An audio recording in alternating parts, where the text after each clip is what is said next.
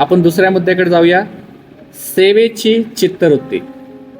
आता सेवेची चित्तवृत्ती आपल्याला कशा प्रकारे धारण करायची त्याच्याकडे आपण लक्ष देऊया. सेवा करत असताना आपली कशा प्रकारे चित्तवृत्ती हवी आहे त्याच्याकडे आपण लक्ष देऊया. वचन सांगतं लोक याचा 22वा अध्याय आणि वचन 24 ते 27 आपण वाचू.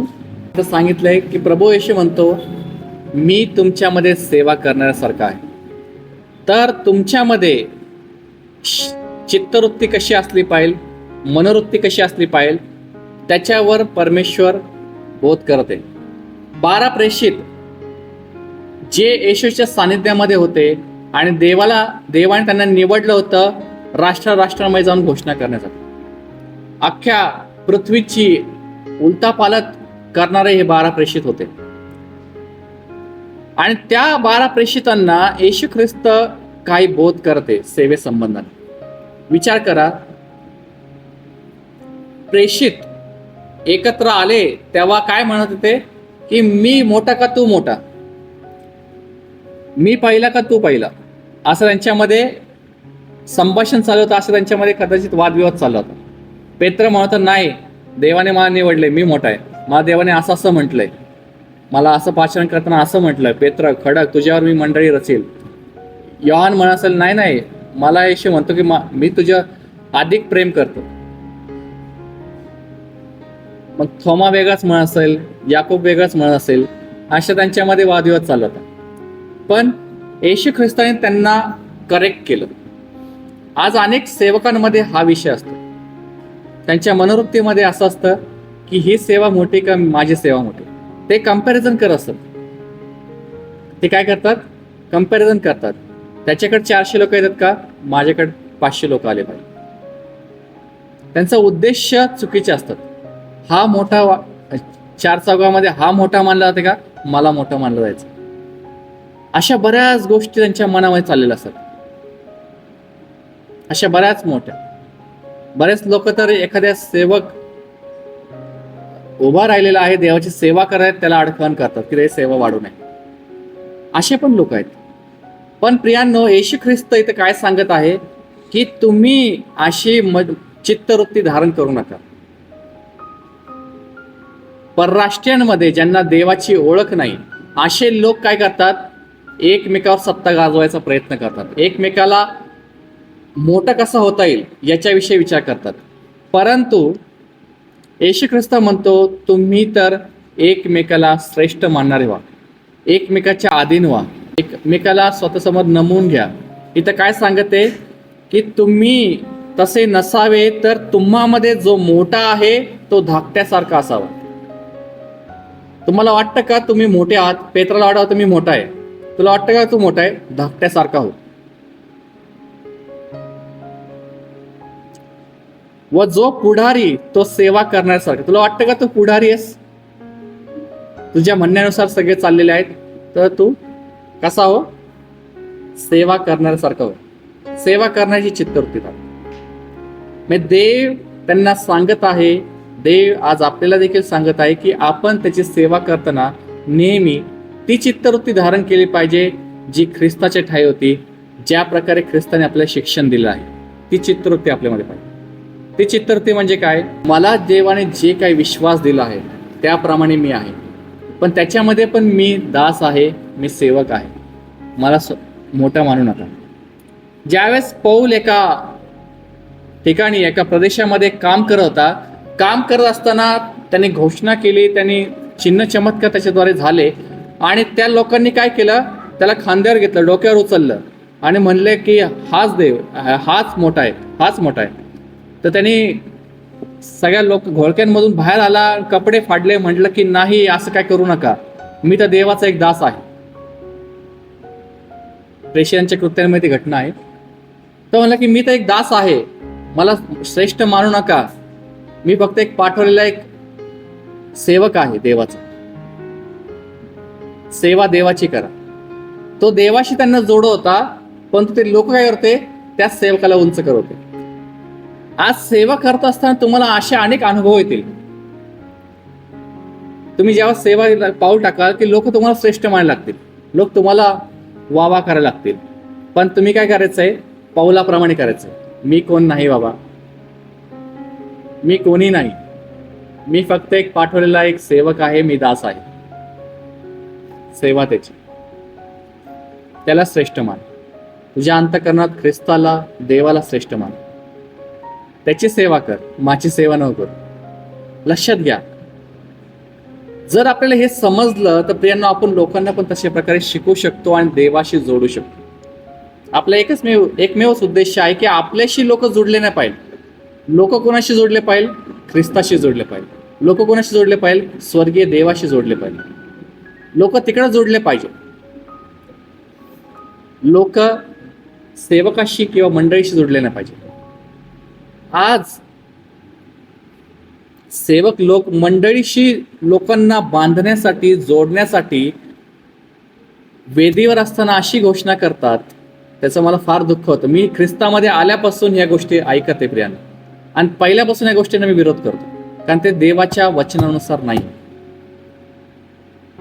अशी घोषणा करतात, मी पाहिलंय, मी ऐकलंय की तुम्ही हे चर्च सोडलं तर तुम्ही बर्बाद होणार, तुम्ही हे चर्च सोडलं तर तुम्ही पतित होणार. मीच तुमचा बाप आहे. बाप एकच असतो, दोन नसतात, चार नसतात. सारखा बाप बदलू नका. एखादी दुसरी मंडळीमध्ये गेला, एखादा व्यक्ती दुसऱ्या मंडळीमध्ये गेला आणि तिथे तो देवाची आराधना करते, देवाशी जोडलेला आहे, बरोबर. तर हा सेवक म्हणतो की ह्याने हा बाप बदलला. अरे एकच पिता आहे, तो स्वर्गीय आहे. एकच देव आहे, जो स्वर्गीय आहे. तू कोण म्हणणारा? तू सेवक आहे, समजून घे. तू दास आहे, हे समजून घे. हे समजण्याची गरज आहे अशा सेवकांना. ते मंडळीमध्ये लोकांना खिळून ठेवण्यासाठी प्रयत्न करते. तुम्हाला एक जुन्या काळाची घटना सांगतो. ज्यावेळेस दाविदानंतर त्याचा मुलगा शल्मोन राज्य करू लागला. शल्मोनाचं राज्य देवाने, त्यांनी आज्ञाभंगामुळे देवाने त्याच्याकडनं काढून घेतलं राज्य, आणि 11 वंशज एका सेवकाला दिले. त्या सेवकाने काय केलं माहितीये का? यहुद्यांमध्ये देवाचं मंडप होतं. यहुदी लोकांमध्ये देवाचं मंडप होतं, देवाचं मंदिर होतं. आणि तो एक वंशज, यहुद्याचा वंशज फक्त दाविदाच्या घराण्याकडे देवाने ठेवला होता. परंतु ते वंशज सोडलं तर 11 वंशज, एक वंशज आणि 11 वंशज त्याच्या हाती दिले होते देवाने. लक्षात घ्या, 11 वंशज ह्याच्याकडे होते, आणि त्या व्यक्तीकडे, म्हणजे जो एक राजा होता, त्याच्याकडे फक्त एकच वंशज होता, दाविदाच्या घराण्याकडे, आणि 11 वंशज ह्या व्यक्तीकडे होते. प्रियांनो, त्या 11 वंशज त्याच्याकडे वळू नयेत म्हणून ह्याने काय केलं माहितीये का? देवाने त्याला 11 वंशज दिले होते आणि देवाने त्यांना राजा केला होता. तर त्यांनी काय केलं? लोक त्या मंदिराकडे जातील आणि मंदिरात जात असताना तो राजा त्यांना आपल्याकडे वळून घेईल म्हणून त्यांनी काय केलं? वासराची मूर्ती केली आणि म्हटलं की हेच तुमचे देव. यहुद्यांमध्ये जाण्याची गरज नाही, त्या मंदिराकडे जाण्याची गरज नाही, हाच तुमचा देव. आज सेवक लोक असेच करत आहेत, कारण त्यांना सेवेचा अर्थच कळला नाही. त्या हाच तुमचा देव, हेच तुमचं, म्हणजे ते मूर्तीपूजेकडे लोकांना घेऊन चाललेले आहेत, ख्रिस्ताकडे नाही. तर ते आपल्या स्वार्थापायी लोकांना फार भयंकररित्या अडकवत चाललेले आहेत. वेगवेगळ्या प्रकारचं शिक्षण देऊन त्यांना मेंटली हॅरॅस करून त्यांना हिप्नोटाईज करण्याचा प्रयत्न चाललेला आहे. देवाचं वचन असं सांगत नाही, परमेश्वरचं वचन असं सांगत नाही, शिकवत नाही. देवाचं वचन हेच सांगतं की मी तुमचा देव आहे, तुम्ही माझे लेकरं आहात. एकच देव आहे, एकच ख्रिस्त आहे, एकच आत्मा आहे, एकच मंडळी आहे. मंडळीमध्ये तुकडे नाही पडले, मंडळीमध्ये विभाजन नाही. इथं पण ख्रिस्त आहे, दुसऱ्या मंडळीमध्ये तिथं पण ख्रिस्त आहे, तिसऱ्या मंडळीमध्ये तिथं पण ख्रिस्त आहे. देव जे सांगत आहे ते कर. लक्षात घ्या, हे तुम्हाला जर समजलं नाही तर तुम्ही पुढे जाऊन जसे आजूबाजूला लोक करत आहेत तसे तुम्ही पण करायला सुरुवात करा, तशीच घोषणा तुम्ही पण करायला सुरुवात कराल. बरोबर? हे शिक्षण फार भयंकर आहे प्रियांनो. या शिक्षणापासून तुम्ही लांब राहा. या शिक्षणापासून तुम्ही लांब राहा. कारण प्रभूने सांगितलं एकच पिता आहे, तो स्वर्गीय आहे. तुम्ही भाऊ भाऊ आहात. तुम्ही कोण आहात? बंधुजन आहात, भाऊ भाऊ आहात. बरोबर. जो वेदीवर आहे तो फक्त सेवक आहे, तो फक्त दास आहे, तो पिता नाही, तो बाप नाही आणि कधी होऊ पण शकत नाही. हे समजून घ्या. आणि हे तुम्हाला समजलं तर तुम्ही लोकांना पण तेच शिक्षण द्याल. आमीन. तर ह्या प्रकारची चित्तवृत्ती आपल्या हवी आहे प्रियांनो. ज्यावेळेस येशू ख्रिस्ताचं परत एक उदाहरण मी तुम्हाला देतो. योहानाचा 13वा अध्याय आपण काढूया. योहानाच्या 13व्या अध्यायामध्ये एक कृती प्रभू येशू करते आणि त्यातून आपल्याला काय बोध होत आहे लक्षात घ्या. योहान 13वा अध्याय वचन 4 वाचू आपण. 4 आणि 5. आता इथे येशू ख्रिस्त एक कृती करत आहे आणि त्या कृतीनुसार एक बोध करू इच्छित आहे. येशू ख्रिस्ताने भोजनावरून उठला, 12 प्रेषित त्या समोर आहेत. त्यांनी काय केलं, एक रुमाल आपल्या बांधला कमरेला आणि एक गंगाळ घेतला आणि शिष्यांचे पाय तो धुवू लागला. येशू ख्रिस्ताने काय केलं, शिष्यांचे पाय तो धुवू लागला आणि पुसू लागला त्या रुमालाने. आता या घटनेवरून येशू ख्रिस्त यांना काय सांगत होता आपण बघूया. 14 पासून वाचू. पहा, आता इथं येशू ख्रिस्त त्यांना बोध करते त्या कृतीवरून की मी प्रभू आहे, मी तुमचा गुरु आहे, तरी पण मी काय केलं, तुमचे पाय धुतले. तर तुम्ही एकमेकांचे पाय धुवा. आता हे पाय धुवा म्हणजे काय ते तुम्हाला सांगू द्या मला. पाय धुणं म्हणजे आता तुम्ही लोकांचे, आता मी तुमचं सेवा करते, तुम्हाला पुढं बोलणं मी तुमचे पाय धुतले असं नाही. तर पाय धुणं म्हणजे काय की तुम्ही एकमेकांची सेवा करा, एकमेकाच्या अधीन राहा, एकमेकाला आपल्यापेक्षा श्रेष्ठ माना. प्रभू तिथं चित्तवृत्ती आपली करेक्ट करते. मग तुम्ही स्वतःला श्रेष्ठ मानू नका. तुम्ही असं म्हणू नका मी अधिकारी आहे, तुम्ही म्हणू नका मी श्रेष्ठ आहे, मला ज्ञान जास्त आहे. ही चित्तवृत्ती धारण ना करू तर तुम्ही धारण काय करा चित्तवृत्ती की एकमेकाचे पाय धुवा, एकमेकाला श्रेष्ठ माना, एकमेकाला मान सन्मान द्या, एकमेकाला अशा प्रकारे बोध करा. ह्या चित्तवृत्तीकडे तुमचं लक्ष असू द्या. 15, 16. पहा, आता लक्षात घ्या, प्रभू हेच सांगत आहे, इथं बोध करते की ही सेवेची चित्तवृत्ती तुम्ही धारण करा. कारण ही सेवेची चित्तवृत्ती तुम्ही धारण केल्यामुळे तुम्ही खऱ्या सेवेमध्ये प्रवेश करू शकाल. तुम्ही खऱ्या सेवेमध्ये पुढे जाऊ शकाल. देवाच्या इच्छेनुसार, त्याच्या चित्ती आणि मनी जे आहे त्याच्यानुसार तुम्ही सेवा करू शकाल, नाही की आपल्या मनानुसार किंवा आजूबाजूचे लोक जशा प्रकारे सेवा करत आहेत तशा प्रकारे. मी प्रभूला नेहमी म्हणतो की प्रभू जे काय तुम्हाला शिकवत आहे, जे काय तुम्हाला सांगत आहे, हे आजूबाजूला कुठंच घडत नाहीये. असं का? त्यातून मला एकच पाहायला मिळतं की त्यांना खऱ्या सेवेचा अर्थच कळला नाही. खऱ्या सेवेचा अर्थच कळला. समजून घ्या. ही चित्तवृत्ती आपल्याला धारण करायची आहे जी ख्रिस्ताच्या ठायी होती. आमेन. आपण पुढच्या मुद्द्याकडे जाऊया. 3रा मुद्दा, समर्पित जीवन म्हणजे सेवा करत असताना केलेला त्याग, त्यागमय जीवन. बरोबर. लूक वर्तमान याचा 14वा अध्याय वचन 25, 26, 27 आपण वाचू. इथं सांगितलं आहे की हेडिंग जर असते तर मी तर तिथं सांगितलंय खरे शिष्य कोण. बरोबर. सेवा करायची मला आपल्या शिष्य व्हावं लागतं आणि खरं शिष्यत्व आपल्याला प्राप्त करून घ्यायचं आहे. तर ते खरे शिष्यत्वासाठी काय आहे प्रभूने तिथं सांगितलंय, त्याग आहे. आता त्याग कसा करायचा आहे आपल्याला. जर कोणी माझ्याकडे येईल पण आपला बाप, आपली आई, आपली बायको, आपली मुले, आपला भाऊ बहीण यांचा आपल्या जीवाचाही द्वेष करणार नाही तर माझा त्याला शिष्य होता येणार नाही. लक्षात घ्या. याचा अर्थ अनेक लोक विपरीत करतात. ते साक्ष सांगण्याचा माझा अर्थ काय की देवाच्या इच्छेत मी लग्न केलं आणि देवाची इच्छा आहे की परिवार असावा आणि त्याच्यानुसार देवाला त्या गोष्टी पुढच्या योजना देवाच्या आहेत त्या सिद्धीस जाव्यात. कारण प्रभूने स्पष्टपणे सांगितलं आहे मत्तेच्या अध्यायामध्ये शिष्यांना की ज्याला हे वरून दान दिलं जातं तेच ते पाळू शकतो. ते पण देवाच्या इच्छेनुसार आहे. देव सांगतो करायचं, देव सांगतो नाही करायचं आणि सेवा करायचं. तर या देवाची योजना आहेत. तर इथं सांगितलं की ह्याचा विपरीत अर्थ असे लोक करतात की अरे आपल्या बायका मुला सोडा, सेवा करा, आपल्या आई बापाला टॅग करा, सेवा करा. असं नाही प्रियानो. देवामध्ये देवाची सेवाच ही आहे की त्याचा शब्द ऐकणे.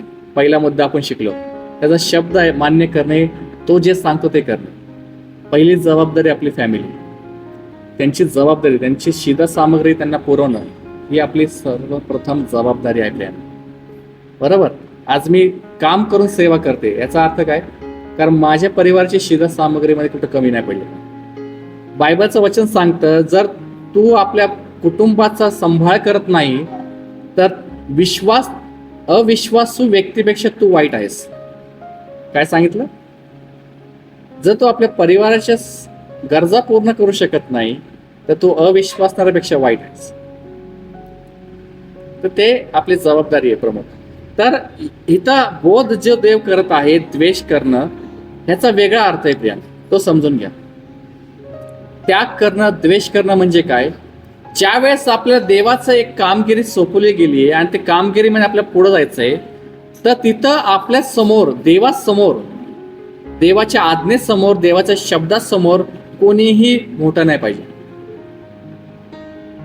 मग आपले आई वडील असू दे, आपले भाऊ बहीण असू दे, आपली पत्नी असू दे, आपले लेकरं असू दे, त्या शब्दाच्या समोर, त्या वचनाच्या समोर, त्या कार्याच्या समोर कोणीही पुढं नाही पाहिजे. कोणाचे शब्द उंच नाही पाहिजे.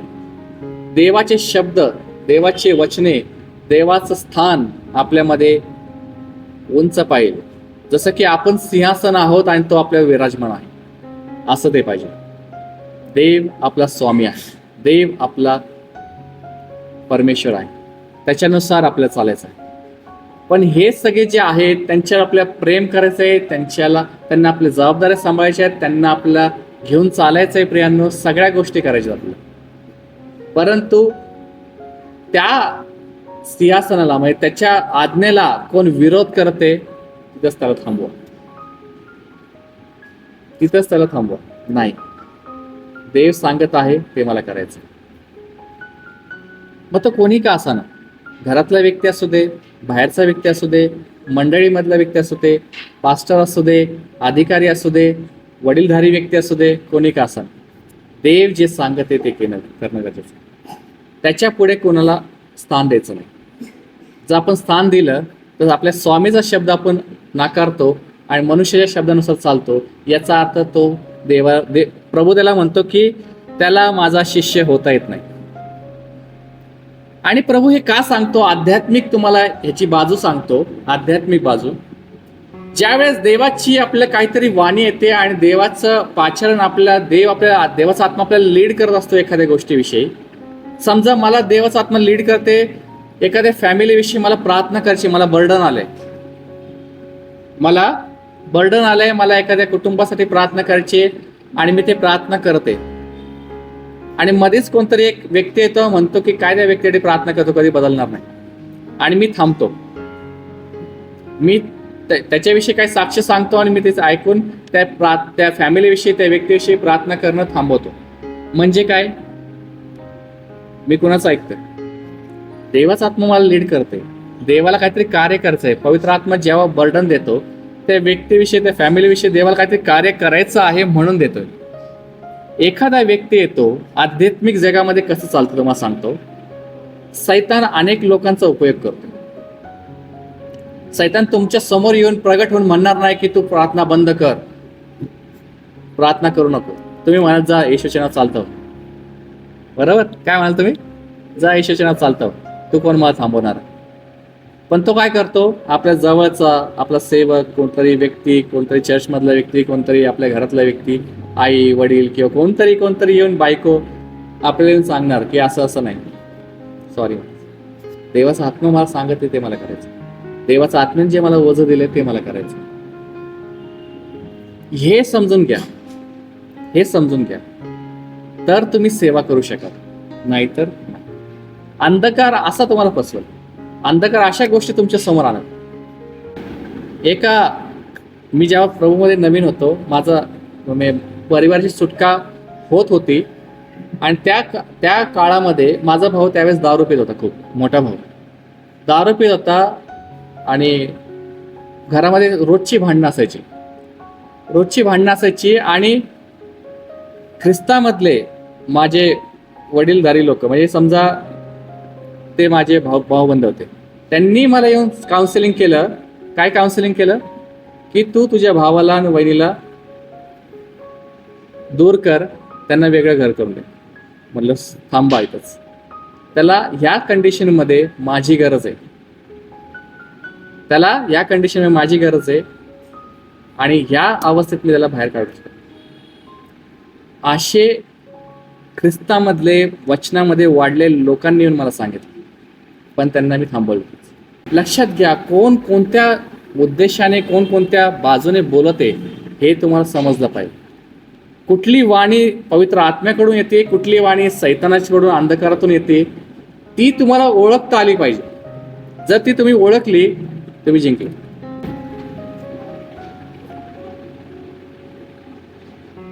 मी प्रभूकडे रडलं, प्रभूला म्हणलं, प्रभू माझ्या भावाचं परिवर्तन कर. जर तू परिवर्तन नाही करत तर मी तुझी सेवाच नाही करणार.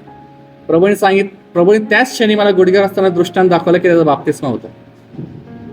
हा आपला देव आहे, हा आपला परमेश्वर आहे. आणि लगेच त्याचा काही 1-1.5 वर्षात त्याचा बाप्तिस्मा झाला. देवाने त्याला अचानक स्पर्श केला, तो बदलला, बाप्तिस्मा आला. आता तो लोकांना सुवार्ता सांगतो, जे दारू पितात त्यांची दारू सोडण्याचा प्रयत्न करतो. बरोबर, हे देवाचं कार्य. पण त्याच क्षणी जर मी त्याला वेगळं केलं असतं तर तो मनामध्ये ज्यावेळेस त्याला गरज होती त्याच वेळेस मी त्याला दूर केलं असतं. तर लक्षात घ्या, मला सांगायचं तात्पर्य काय की आध्यात्मिक जगामध्ये ह्या गोष्टी चाललेल्या असतात. त्याच्यामुळे ख्रिस्त येशू इथं वचन सांगते, माझ्यापेक्षा तुम्हाला आपली बाप, आपली आई, आपली बायको, आपली मुले, भाऊ बहीण, आपल्या जीवाचाही तुम्ही जर द्वेष करणार नाही तर तुम्ही माझी सेवा करू शकणार नाही, तुम्ही माझा शिष्य होऊ शकणार नाही. जर तुम्हाला शिष्य व्हायचं आहे माझं, तर तुम्हाला एकच काम करणं गरजेचं आहे. काय? देवाला स्थान देणं गरजेचं आहे. पुढं सांगितलं आहे त्याच अध्यायामध्ये 33 वचन, सर्वस्वाचा त्याग करणं गरजेचं आहे. प्रियांनो, आपल्याला देवाची सेवा करायची आहे तर समर्पित असं जीवन जगणं गरजेचं आहे. समर्पित जीवन जगणं गरजेचं आहे. जर आपण समर्पित जीवन जगलो नाही प्रियांनो तर फार भयंकर आहे. आता जर येशू ख्रिस्ताने सेवा केली, येशू ख्रिस्ताचं उदाहरण मी सांगत आहे कारण तो आपला मेन कित्ता, त्याचा आपण कित्ता धरून आहोत, त्यामुळे जास्त करून मी येशू ख्रिस्ताची उदाहरणं घेतली. लक्षात घ्या, येशू ख्रिस्ताने काय केलं? येशू ख्रिस्ताने काय केलं सेवा करत असताना? जर मत्ते कृत शुभवर्तमानाचा 12वा अध्याय आपण वाचला, 12 वचन 46 ते 50 आपण वाचू. तिथं पहा येशू ख्रिस्त काय करत आहे. पहा, लक्षात घ्या. येशू ख्रिस्ताचे नातेवाईक बाहेर आलेत. येशू ख्रिस्त एका ठिकाणी लोकांना शिक्षण देत आहे. तर एक व्यक्ती आला, तर म्हटलं की तुझे भाऊ, तुझी आई बाहेर येऊन थांबलेले आहेत, तुझे नातेवाईक तुझ्या भेटण्यासाठी आले. तर म्हणलं, कोण माझा आई, कोण माझे भाऊ? हे जे देवाचं वचन ऐकत आहेत, पाळत आहेत, ते माझे आई भाऊ. येशू ख्रिस्ताने हे कट केलं. नातेसंबंध जे असतात ना, ते फार भावनिक असतात प्रिया. नातेसंबंध कसे असतात? खूप भावनिक असतात. आई वडील म्हणा, बहीण भाऊ म्हणा, किंवा आपले लेकरं म्हणा, आपली पत्नी म्हणा, आपले पती म्हणा, हे खूप भावनिक नातेसंबंध असतात.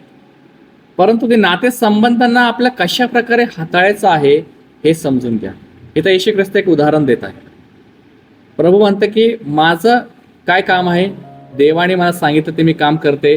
हे माझ्या आई आणि भाऊ माझे वचन ऐकते, देवाच्या इच्छेप्रमाणे ते जगते, देवाचं वचन ते ऐकते, त्याप्रमाणे करते. जर ते बाहेर थांबलेले आहेत तर ते माझे आई आणि माझे भाऊ नाही, हे माझे आई आणि भाऊ आहेत. समजून घ्या प्रभू काय करते. प्रभू कट करते काही गोष्टी. प्रभू भावनिकरित्या कोणाशी जोडलेला नाही. देव इथं सांगत आहे स्पष्टपणे, तो भावनिकरित्या कोणाशी जोडलेला नाही, तो फक्त देवाचं काम करत आहे. जर आपल्याला देवाचं सेवा करायची आहे, काम करायचं आहे, तर आपल्याला भावनिकरित्या कोणाशी जोडणं गरजेचं नाही. मग ती पती किंवा पत्नी पण असो, भावनिकरित्या आपल्याला कोणाशी जोडायचं नाही. कोणी का असा ना, आपण अनेक लोकांशी भावनिकरित्या जोडलो होतो. एक सिस्टर माझ्याकडे आले, मला देवाची सेवा करायची आहे. एका सेवकाने मला पाचारण पण केलंय, मला देव सांगत आहे आणि मला पुढे जायचं आहे. पण माझे पालक मला म्हणतात आहे की थांब, आत्ताच नको करू, देव सांगेल तुला किंवा देव मार्ग उघडेल किंवा असं काय करेल. मला असं नसतं सिस्टर, देव तुम्हाला सांगत आहे सेवा करा. तुम्ही मनुष्याशी भावनिकरित्या जोडलेले आहात. आज पण त्या सिस्टरला फोर्सफुली पुढे जायचंय पण जाता येत नाही, कारण मध्ये एक मनुष्य थांबलेला आहे ज्याचा ते आदर करते. आदर म्हणजे ते आदर नाही, ते भावनिकरित्या त्या गोष्टींशी जोडलेले आहे. लक्षात घ्या, भावनिकरित्या आपल्याला कोणाशी जोडायचं नाही. जर देवाची आपल्याला सेवा करायची आहे, पुढं व्हा. भावनिकरित्या कोणाशी जोडायचं नाही, आपल्या पुढे जायचं. आमीन. तर हे समर्पण देवाची सेवा करण्यासाठी आपल्याला हवं आहे. आमीन.